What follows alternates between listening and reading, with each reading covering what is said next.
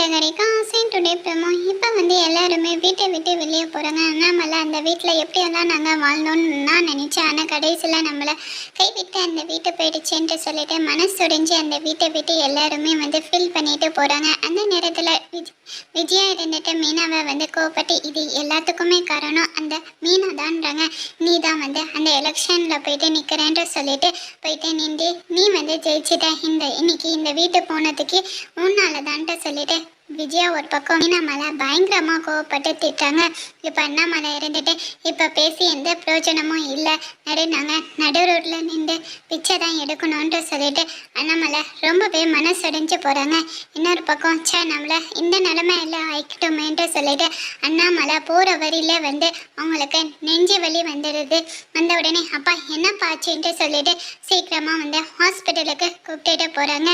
அதோட இந்த ப்ரமோ முடிச்சிருக்காங்க. வரப்போகிற எபிசோடில் இந்த மாதிரி ஒரு டோஸ்ட் வரப்போகுதுன்ட்டு வெயிட் பண்ணி பார்க்கலாம். Okay friends, bye, thank you.